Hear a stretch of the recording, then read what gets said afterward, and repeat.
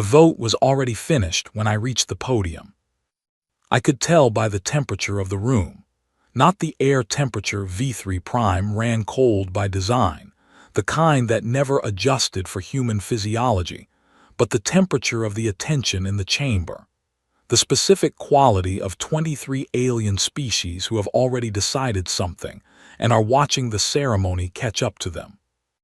Every species had a designated position, bioluminescent arcs beneath each tier, shaped for the biology of its occupant.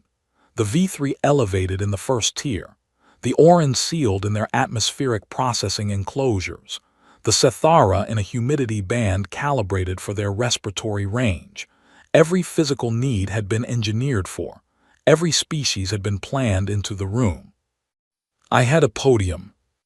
A single, narrow podium at the center of the chamber floor, under the highest point of the ceiling, where the vertical scale of the room pressed down with maximum effect on whoever stood there. I had studied the architectural schematics of this chamber for 3 months. The podium's location was not incidental. I am Commander Owen Cole, 2 combat tour in the Contact War, 3 diplomatic postings in non-aligned space, 11 years of work aimed at this moment, humanity's formal petition for a seat in the Galactic Council. I knew what the podium meant. I walked to it anyway. I gave the speech, 18 minutes, 7 drafts over 4 months, memorized completely. I spoke about Earth's reconstruction record, our humanitarian programs in non-aligned sectors, our precision compliance with every treaty we had entered. I spoke about our medical research sharing agreements with 9 non-council species. I spoke about our engineering contributions to deep space infrastructure. I spoke about what 40 billion people, rebuilding a civilization from the ground up, look like when they have decided to keep going. Velhareth, the V3 lead delegate, watched from the first tier, 3 meters tall, completely still. The architectural stillness of something that has never needed to move because everything around it always adjusts first. I finished. 4 seconds of silence. The protocol system delivered the result. Unanimous rejection.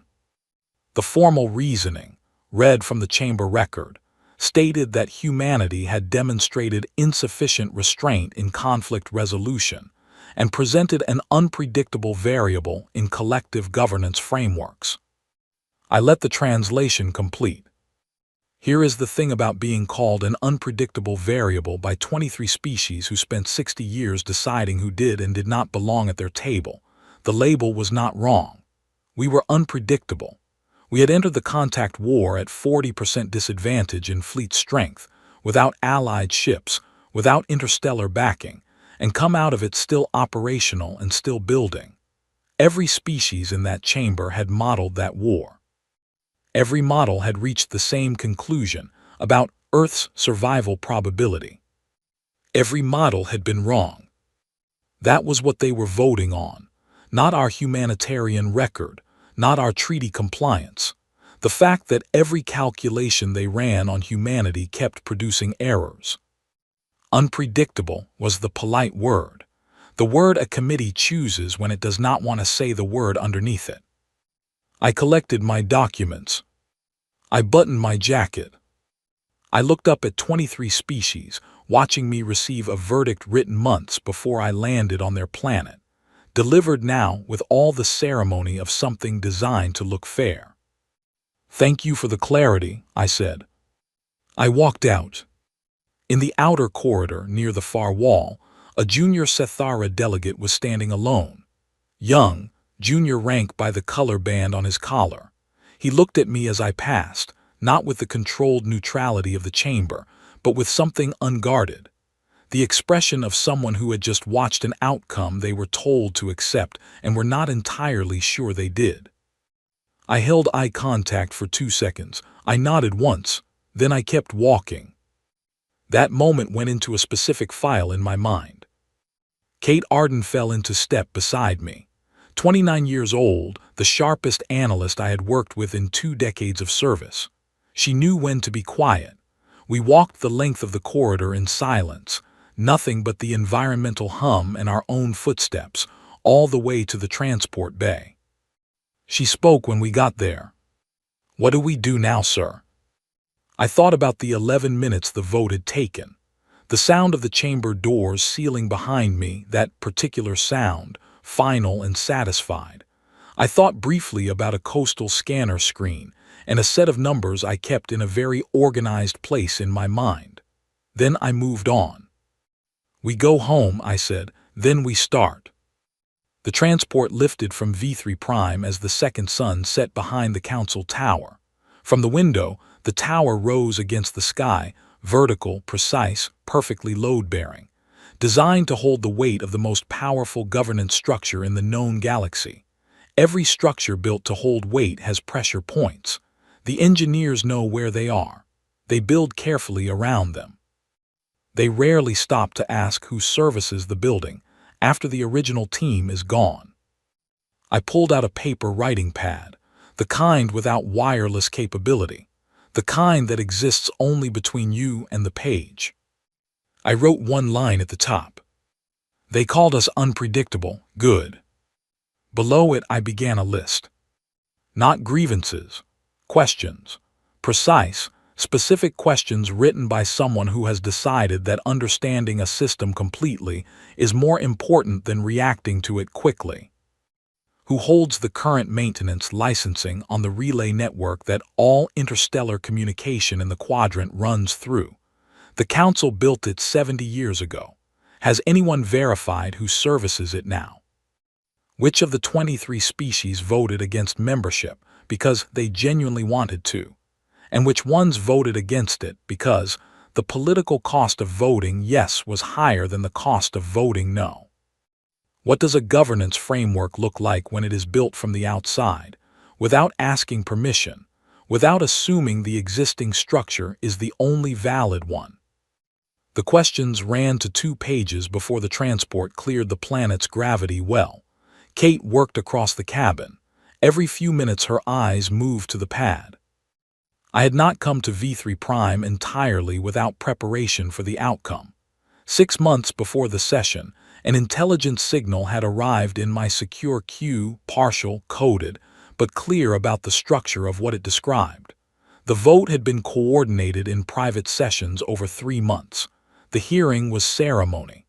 The decision was made. I came anyway, because I needed them to make it official. I needed 23 species to put their collective record on a unanimous rejection, not for anger, for clarity. The kind that shows you exactly who decided and who was told to decide, and who stood in a corridor afterward wearing the expression of someone who had been instructed to accept something they did not choose. The Sethara delegate's expression was going into my contact file before we reached the first relay beacon. The relay markers blinked on the navigation display. 1 every 400 kilometers, steady and rhythmic. The entire backbone of interstellar communication laid out on the map like a diagram of something that had never once been asked who owned the maintenance agreement. I circled the first question on my list, drew a line to a second question I had not written yet, and wrote it. What happens to a relay network when the maintenance contract transfers? Below that, what is the current legal status of that agreement? Below that, who do I call to find out? I already knew the answer to the last one. The architect, not his name, the only name I used for him, answered a specific frequency, and in 4 years had never once told me something was impossible. He had told me costs. That was a different kind of answer, and one I was prepared to hear. I put the pad away when we crossed the first beacon line. V3 Prime was a point of light behind us. The chamber doors had sealed with the sound of a problem that thought it had solved itself. I had heard that sound before. It always came right before the interesting part. They gave me a new title 14 days after the hearing. Senior Liaison for Non-Member Relations. 3 seconds of silence when I read it. Then I filed it, requested a travel-heavy posting, and went to pack. The title was designed to feel like a career in descent. A window office, a low-priority inbox, and the kind of work that keeps a person occupied without giving them anything real to do. The Council had submitted, through diplomatic channels, a request that Earth's representative adopt a reduced profile, while the two parties reconsidered their relationship going forward. Reduced profile, the diplomatic language for go somewhere quiet and stop making people think. I requested the travel posting before they finished delivering the message. Nobody argued. Nobody wanted to fight with a man who was already holding a title that was itself an argument for letting him disappear. I took Kate with me. I recruited 2 more people in the first week. Nina Ward was a xenolinguist, 34 years old, from Bristol, trained in 12 alien languages and functionally operational in 9. The 3 she described as still developing. She spoke better than most career diplomats handled their single specialty. She had undergone a minor surgical procedure 2 years ago that added a tissue structure to her throat, extending her vocal frequency range into registers that human physiology cannot naturally reach. When I asked her about it, she said it seemed more practical than not having it. I told her she was hired. Dan Frey was logistics, 41 years old, former supply chain and infrastructure officer from the Mars Reconstruction Authority. He saw systems the way certain surgeons see bodies, not as unified things but as sets of functions, every function with a node, every node with a dependency, and Dan could trace a dependency chain in his sleep and tell you precisely which link would transmit force if you applied pressure at the right point. He said yes before I finished explaining what the role was. I told neither of them what I was building. Not yet. People do better work when they are following their own instincts. My job was to put them in the right rooms and trust what they noticed. The first posting took us to a trade summit in the Sethara home sector, a mid-tier station hosting raw material pricing negotiations, attended by Sethara representatives, 2 V3 commercial delegations, and the usual gathering of independent traders who appeared wherever goods and exchange rates were being discussed. On the surface, a minor commercial event. In practice, the Sethara had been operating under a resource agreement with the V3 for 60 years, officially described as a mutual trade compact. In structural terms, it was a supply arrangement where the Sethara provided materials at below-market rates in exchange for access to V3 commercial lanes and communication infrastructure. Below-market rates in exchange for access for 60 years. I spent day 1 walking the floor and listening. On the second evening, Nina arranged a private dinner with 3 junior Sethara delegates, 1 from each of their 3 species, Surath, Kelhari, and Vethsan. She booked a small room on the station's lower level. I attended as her assistant. I said nothing for the first 2 hours. Nina moved through their languages, shifting registers between the 3 species with the ease of someone who understood not just vocabulary, but the specific grammar each culture used when speaking about things they did not want to name directly. By the 3rd hour, 2 of the 3 delegates were describing the V3 agreement with the precise, careful frustration of people who have been saying something in private rooms for years and have never had an audience listening for the right reasons. The Vethsan delegate, a quiet woman named Orhalin, said nothing about the agreement for the entire dinner. Near the end of the evening, she spoke directly to me, not to Nina, to me. Earth is looking for friends, she said, not a question, an assessment. Earth is listening, I said. Right now those are the same thing. She looked at me for a long moment, then she stood and left. By the next morning, I had her frequency. By that afternoon, I also had a contact from the V3 commercial delegation in attendance. Not an offer, a question, carefully phrased and officially casual, about which Sethara delegates I had been meeting with. They were watching already. I noted that too. The relay network piece came from Dan. 3 weeks into the posting, he came to me in the evening with a tablet and the expression I had learned to recognize, the specific look of a logistics officer who has found something in a public procurement archive that should not be sitting in a public procurement archive. The Council's relay network, the communication backbone of the entire quadrant, the system through which every diplomatic signal, security transmission, and operational order moved, was maintained under a service contract held by something called the Durath Technical Guild. The Durath were a species that had gone functionally extinct 200 years ago. The Guild was their surviving legal entity, maintained as a contractual shell that had continued servicing the relay agreement via automated systems and periodic hired support. The hire records were also in the archive. A human engineering firm based in New Singapore had been under contract to the Durath Guild for 8 years, handling maintenance on a specific hardware type. Dan looked at me. "I can find out exactly which hardware type," he said. "Find out which hardware type," I said. It was every relay node in the inner communication ring, 34 nodes, the ones the Council's security communications ran through. I looked at that list for a long time. Then I went to find Nina, because the next conversation I needed to have required someone who could write in Orin long-form correspondence register, and I did not trust my own fluency in it enough for something this precise. The Orin piece came from Kate. Kate had found a sealed internal council session transcript through a clerical filing system, whose security structure had not kept pace with the volume of records being stored in it. She gave me the file without editorial comment, which was how Kate always delivered things she thought I needed to sit with quietly. The Orin internal vote rationale did not match the public one. Publicly, insufficient governance maturity. Internally, the Orin had been waiting decades for an opportunity to register opposition to V3 influence in the outer sectors.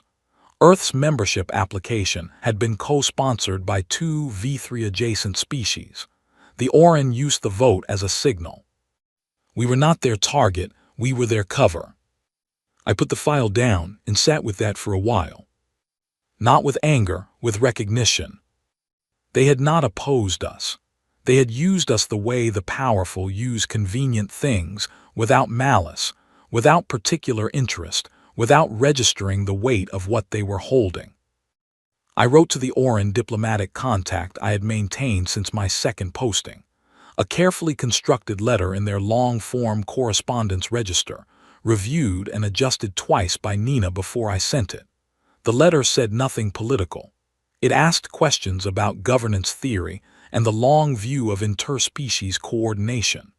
The kind of letter that, in Orin communication culture, is never about what it appears to be about. The response came back in 11 days. Preliminary dialogue on frameworks of mutual relevance. I wrote back the same hour. By the end of the second month of travel, the map was assembled. 3 structural leverage points in the Council's architecture, 3 different kinds of pressure, 3 different kinds of opening. The Sethara needed a framework they could join without V3 permission. A legitimate alternative structure with enough participating species to provide real commercial access. The relay network needed a maintenance contract that could be legally reassigned. It already had one. It just needed the right reassignment. The Orin needed a governance table where opposing V3 influence was built into the structure itself, so they no longer needed cover votes. I called the architect from a secure frequency on a station between sectors. "I have a complete map," I said. "Timeline," he said. 6 to 8 months for the Sethara framework. The relay contract can move faster. The Orin will follow once the structure exists. He asked about resources. I told him what I needed. There was a pause, not of hesitation, but of someone running serious calculations. "The relay contract is achievable," he said. "The Sethara framework will take 6 months minimum.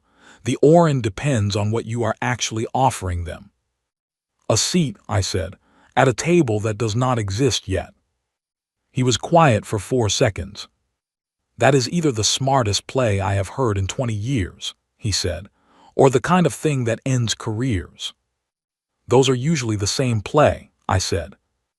I ended the call. I wrote the full brief, everything organized by category, pressure point, opportunity, timeline, and risk, and sent it to Earth Command with one line of cover text. They called us unpredictable. Let's not disappoint them. The authorization came back in 4 hours.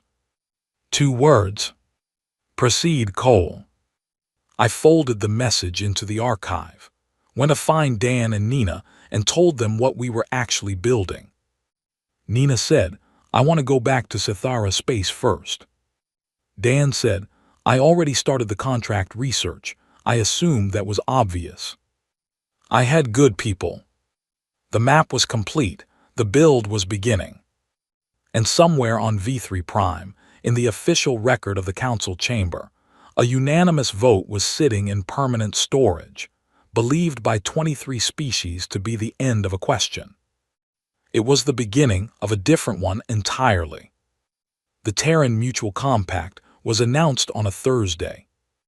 No fanfare, no ceremony, a document released through standard diplomatic channels to every registered government in non-aligned space, describing an open framework for trade, infrastructure sharing, and mutual defense consultation, available to any species with an established governance structure. No minimum size requirement, no waiting period, no sponsorship needed from existing members. No application process. Read the terms, sign the document, done. The council received a copy by physical courier, because we were still technically maintaining normalized communication with them, and I wanted this particular message to arrive in an envelope that could not be filed as a system notification. I was on a transit station, 3 sectors from V3 Prime when the first signature came in. The Sithara, all 3 species, Surath, Kelhari, and Vethsan, signing within 4 days of each other. Orhelin attached a brief personal note with the Vethsan signature. 2 sentences. She had been waiting, she said, for someone to build a door that did not require her to knock. I put that note in a separate file. 11 more species signed in the first 90 days. Not the large ones, not the council-adjacent powers. The ones the council's membership protocols had classified over the years as developing, or requiring further evaluation, or not yet demonstrating sufficient institutional maturity. The ones who had been sitting in anterooms and waiting periods for decades while existing members ran their models and decided what ready looked like. Every one of them read the compact's terms and found the same thing I had placed there intentionally. No model required, no evaluation period, no sponsor needed from someone already inside. By the end of the 3rd month, the compact had 29 members and a combined raw material output representing 31% of the supply volume. The Council's 3 largest industrial species had been treating as a permanent and uninterruptible given. Dan was the first to calculate that number. He brought it to me on a Tuesday morning and set it on the table without comment, the way he always delivered figures that needed space around them. I looked at it for a while. How long before they say something? I said. They have already noticed, Dan said. The question is how long before they say so officially. 6 weeks. A formal council communiqué arrived, officially a request for clarification on the compact's governance framework, using the phrase destabilizing unilateral action 7 times across 4 paragraphs. I counted. I wrote back 2 sentences. We look forward to further dialogue. We remain available at your convenience. Nina proofread it. She said I sounded extremely polite. I'm extremely polite, I said.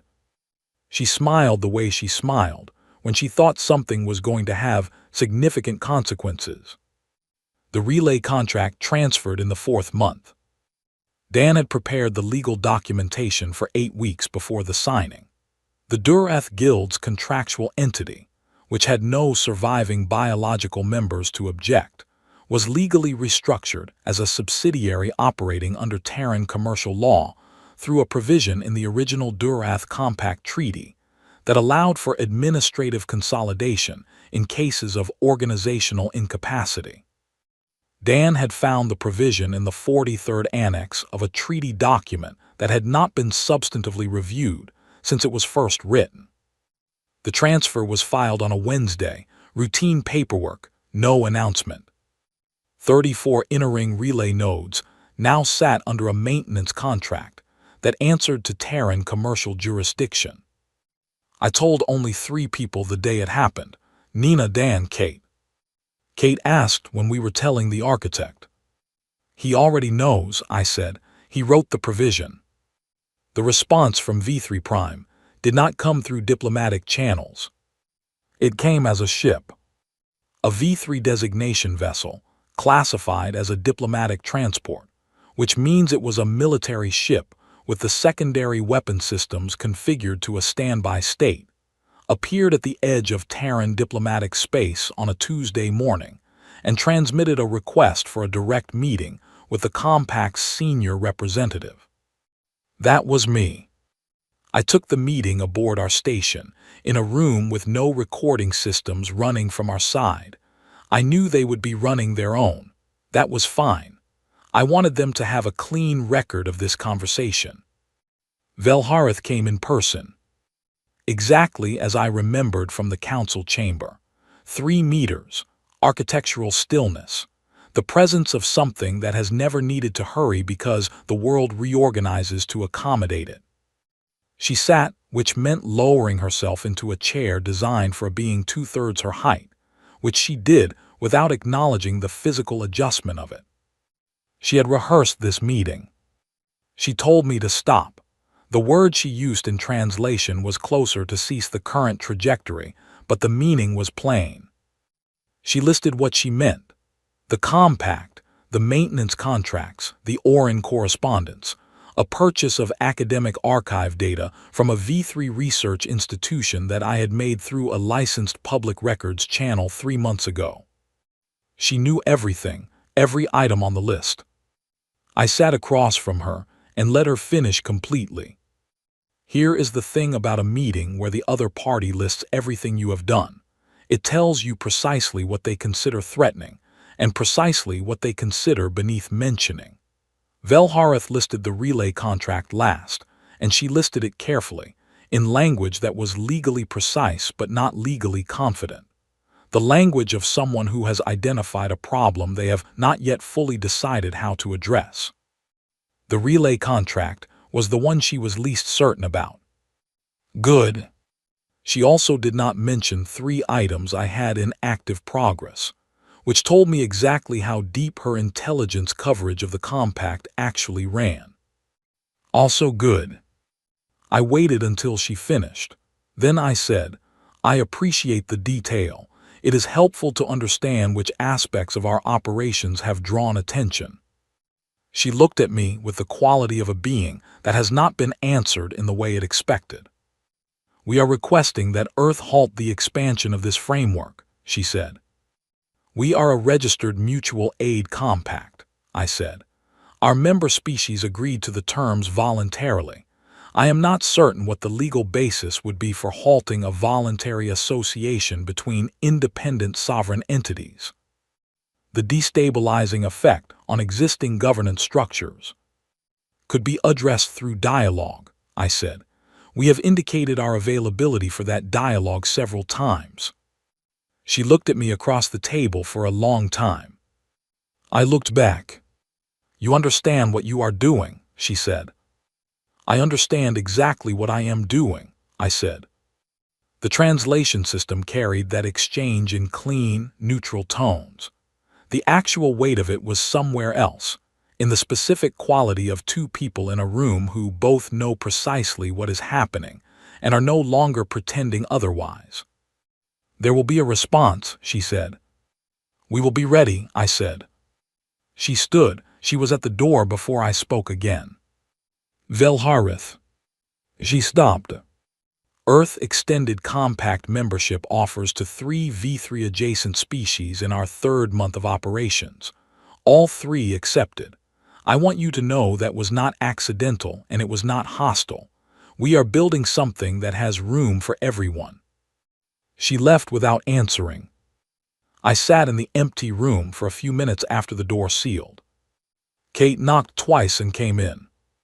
"How did it go?" she said. "She knows enough to be concerned," I said. "She does not know enough to stop it." "And the relay contract?" "She knows it happened. She has not yet understood what it means." "She will figure it out," Kate said. "Of course she will," I said. "We will be ready when she does." Outside the viewport, the V3 ship was already departing. It moved with the unhurried precision of something that has never had a reason to rush. I watched it until the display showed clear space. Then I called the architect. "Phase 3, I said. "How long?" he said. 6 weeks, I said, "maybe 8. "I will be ready in 4, he said. The compact had 29 members. The relay network sat under our maintenance jurisdiction. 3 more species were in active negotiations. The 3 things Velhareth had not mentioned were going to be the most important part of what came next. The Council's response came in the form of what they called a coordinated stability measure. That term appeared 17 times in the official declaration, which ran 41 paragraphs and said, in the language underneath the language, one very simple thing: we are going to make this expensive. Sanctions on compact member species. A trade restriction framework cutting compact members off from 17 council-controlled commercial corridors. A fleet movement, labeled a security exercise, positioning 12 council vessels at the edge of compact-adjacent space, where their presence carried a meaning no one needed translated. Not war, carefully and specifically not war. The kind of pressure powerful institutions apply when they want to remind everyone who still controls the infrastructure. I read the declaration on a Tuesday morning with coffee that had gone cold. Then I set it down and scheduled a compact operations meeting for Thursday. A regular operations meeting, not a crisis session. The distinction was deliberate.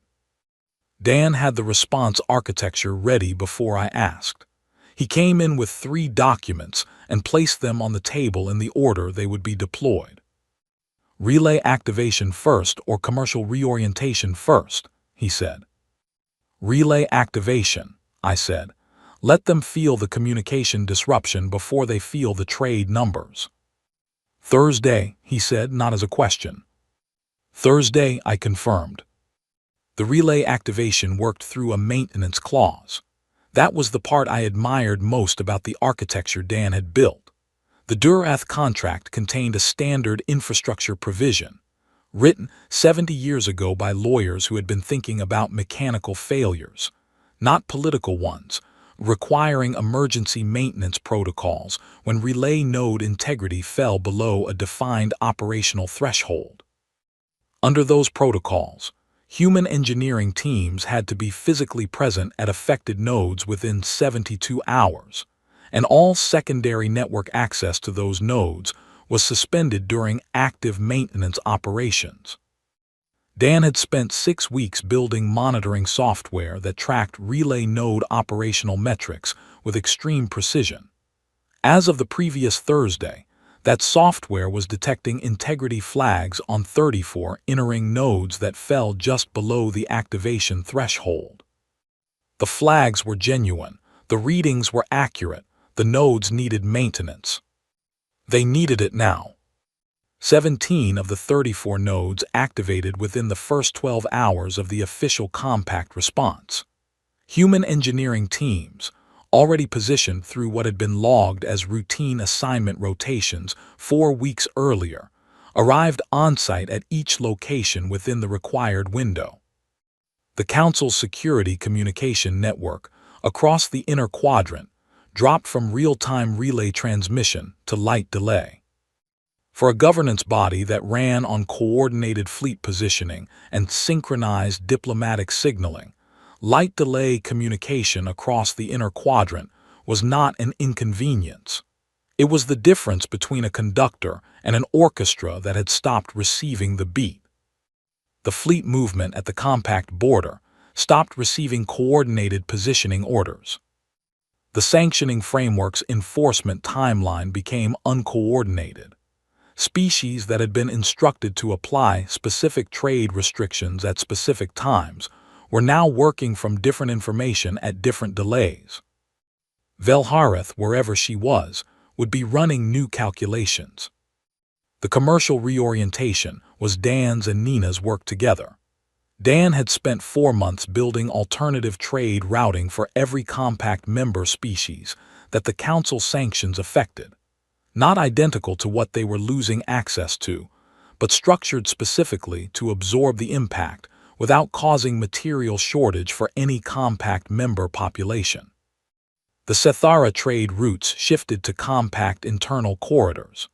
Materials that had moved through Council-controlled commercial lanes for 60 years now moved through routes that the compact owned and maintained. The Council had designed the sanctions to demonstrate that compact members could not function without access to Council infrastructure. The infrastructure was replaceable.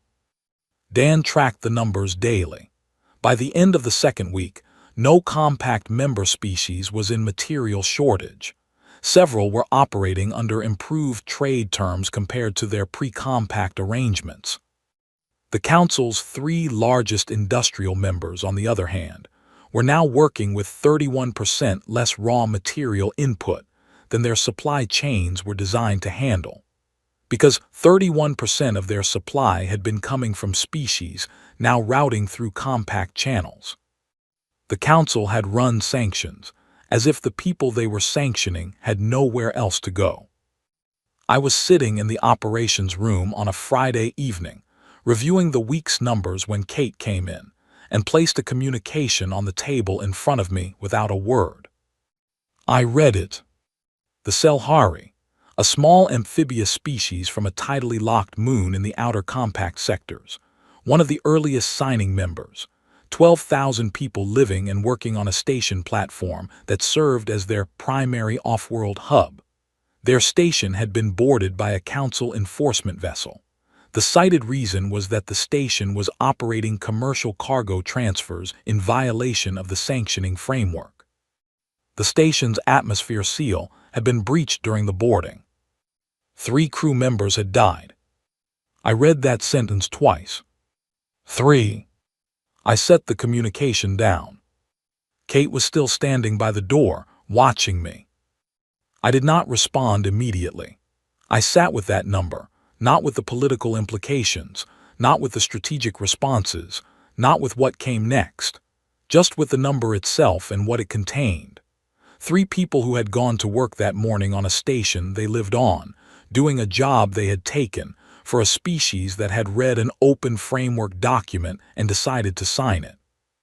There is a kind of decision that arrives not like an emotion but like a structural fact. It does not announce itself. It does not wait for permission. It simply becomes the shape of what happens next. I picked up the communication. I folded it carefully. I placed it in the interior pocket of my jacket against my chest. Then I called the architect. He answered on the second signal. I need the options activated, I said. A pause, which option? Both of them, I said. A longer pause.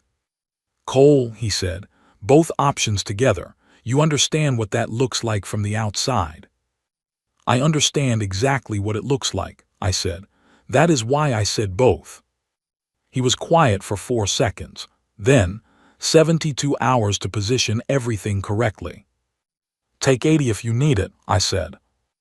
The first option was an extension of what we had already activated.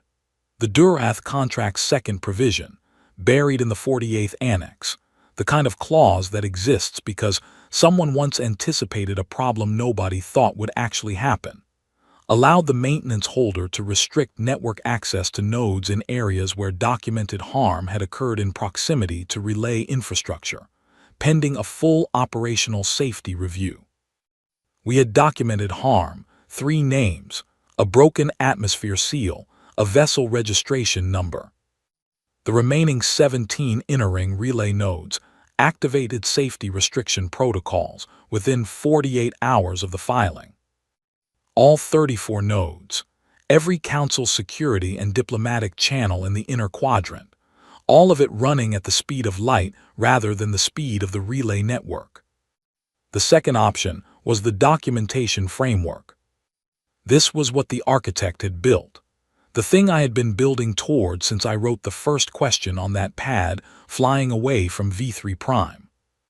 Every financial instrument the Council's member species held against each other, every binding arbitration record, every treaty obligation, every trade contract, every debt instrument, every mutual guarantee of service, all of it recorded, maintained, and administered through a legal documentation platform built in the 2080s by a Terran legal technology firm.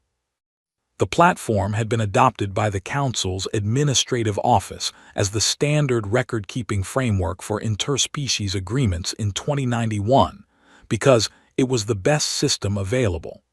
No one had reviewed the firm's ownership structure when they adopted it.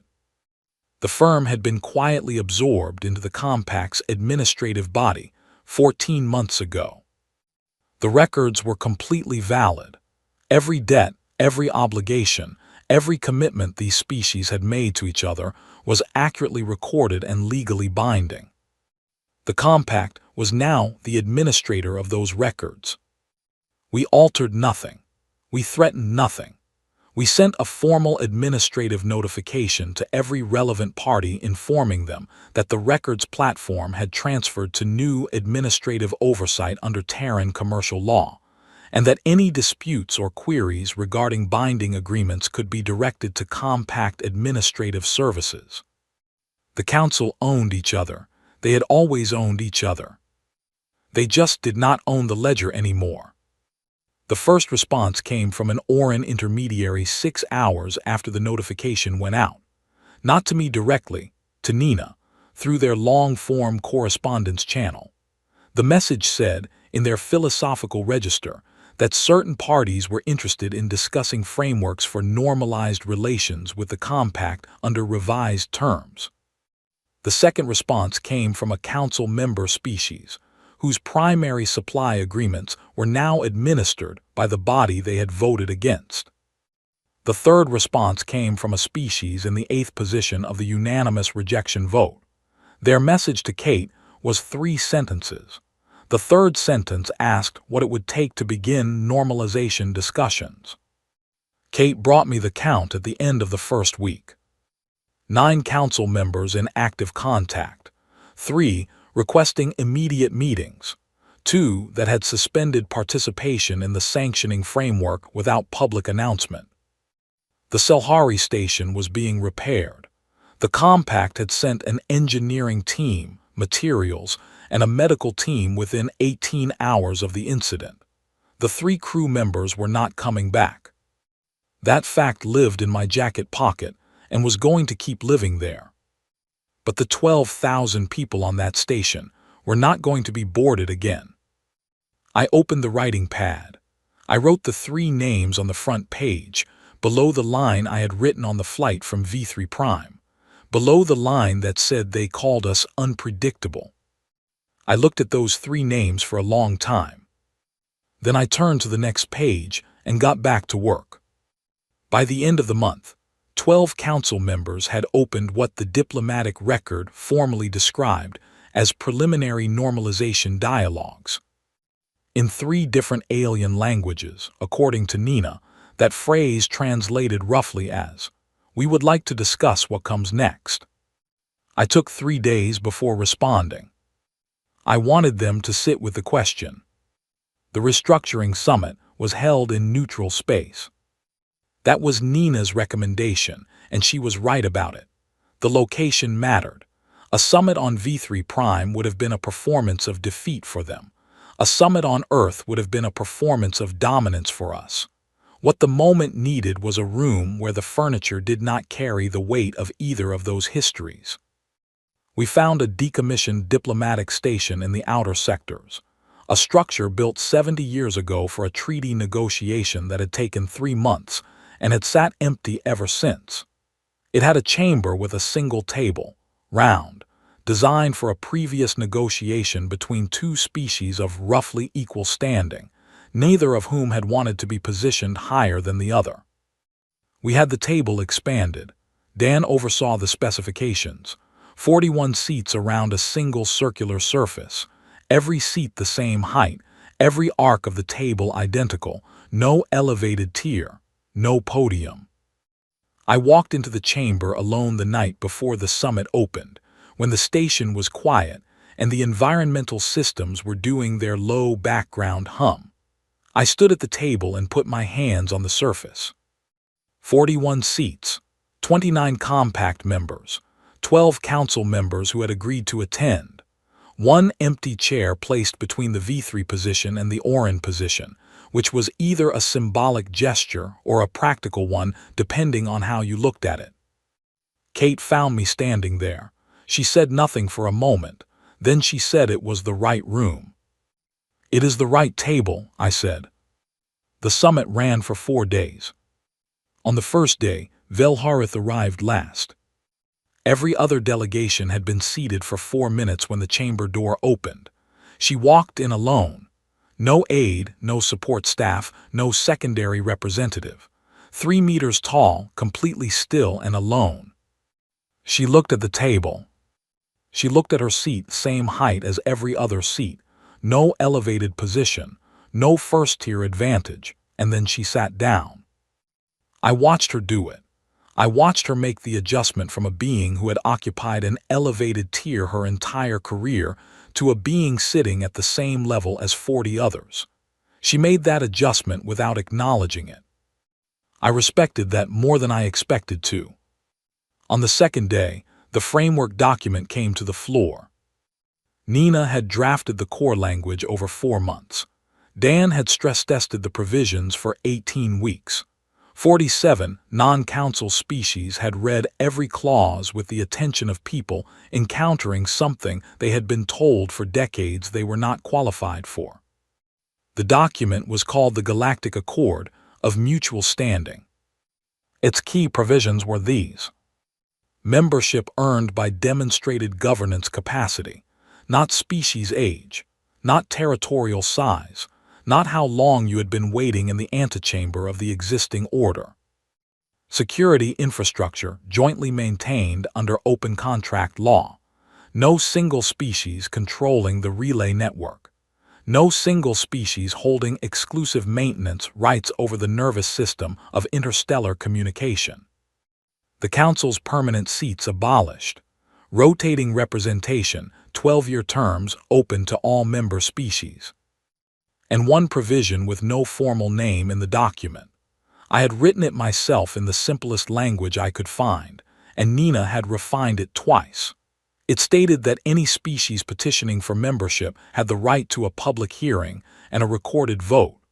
A vote against membership had to be accompanied by a written statement of specific reasoning, placed permanently in the public record. You could still say no. You just had to say why, in writing, in front of everyone. When I read that provision aloud in the chamber, I read it carefully and without emphasis.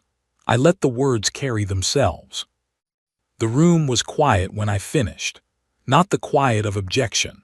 The quiet of people processing something that was simple and once heard, obvious, the kind of principle that makes you wonder why it had never been the rule. On the third day, the economic framework passed.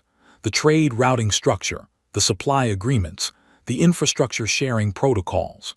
Dan presented the numbers across 2 hours in the most technically precise delivery I had ever watched anyone give.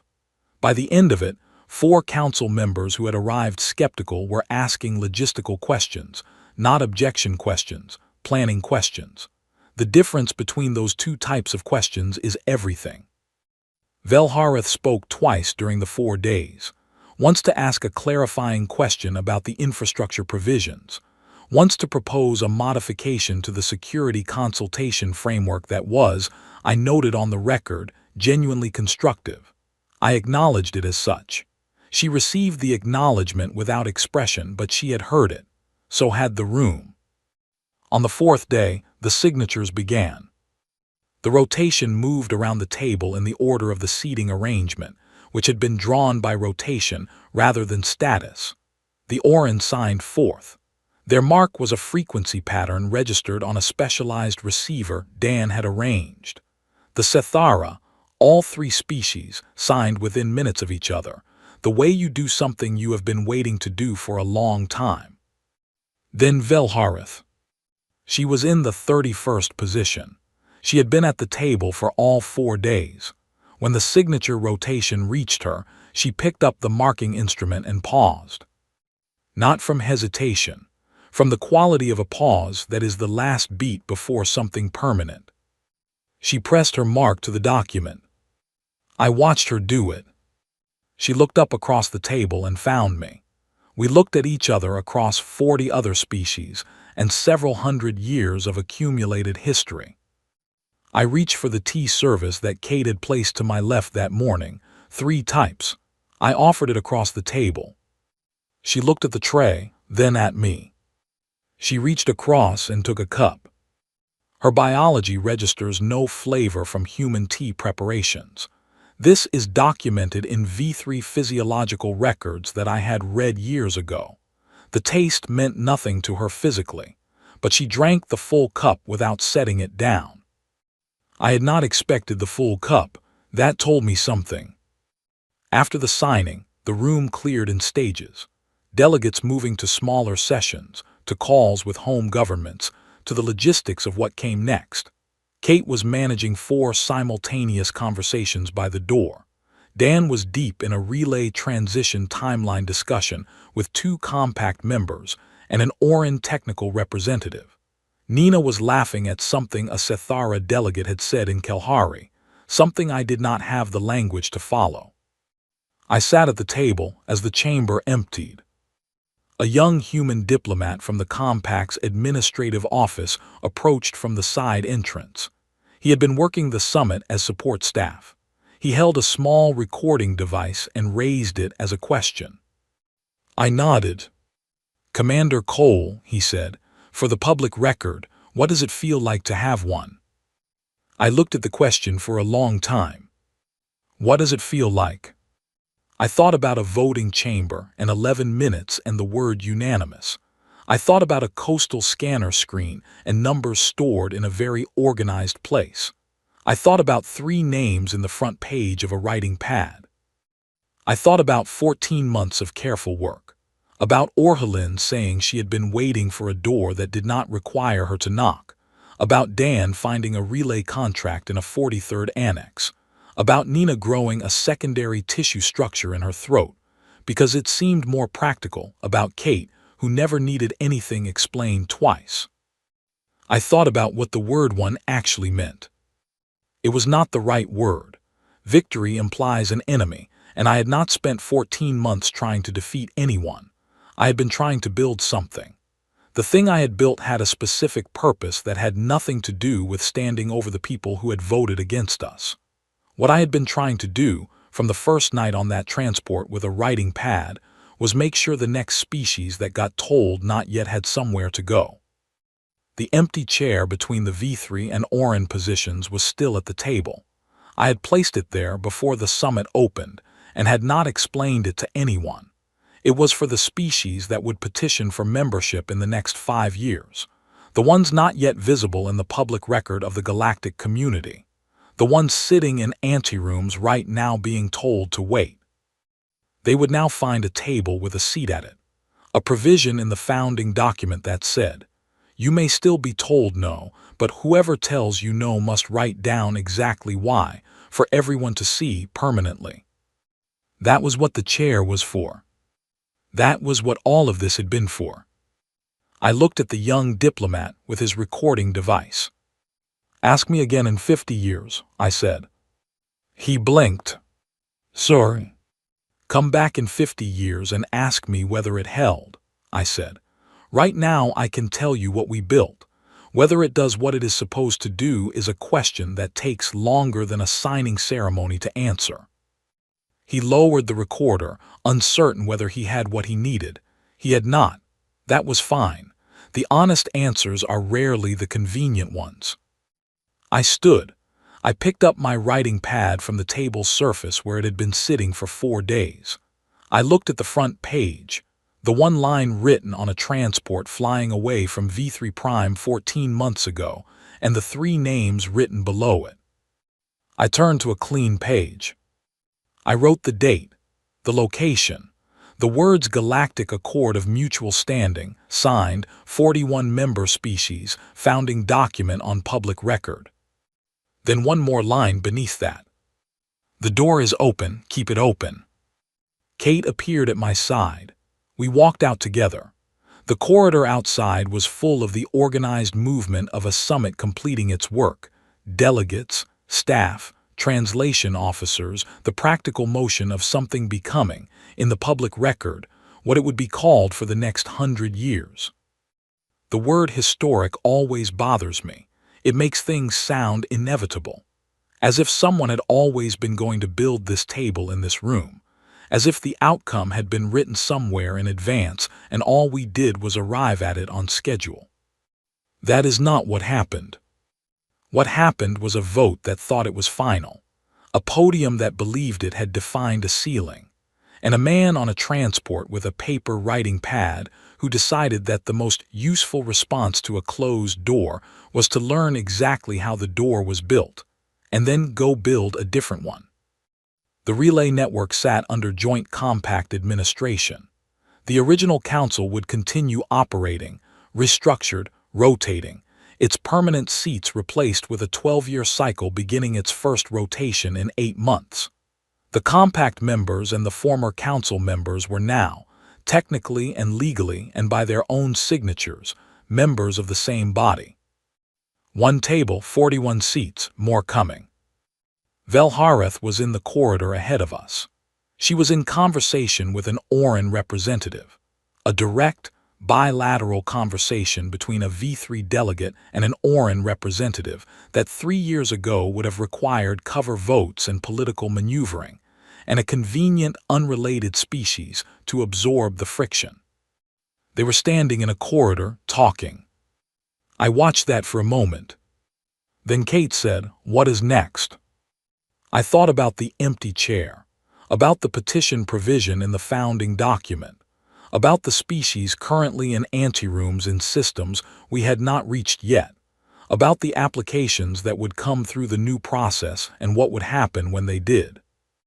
There are 14 species in the outer sectors we have not approached yet, I said. Nina has their linguistic files. Dan has their trade data. We begin outreach next week. And the compact administration, Kate said. It runs itself now, I said. That is the point of building something correctly. You build it so it runs without you. She nodded. She had known that was the answer before she asked. Outside the station's viewport, neutral space extended in every direction. No council jurisdiction, no compact boundary marker, just the open gap between the structures that existed and the structures that had not been built yet. I had a writing pad. I had a list of questions on the next clean page. I was going to need more pages. The table behind me had 41 chairs and room to add more. The interesting part, I thought, was going to last a while. That suited me perfectly.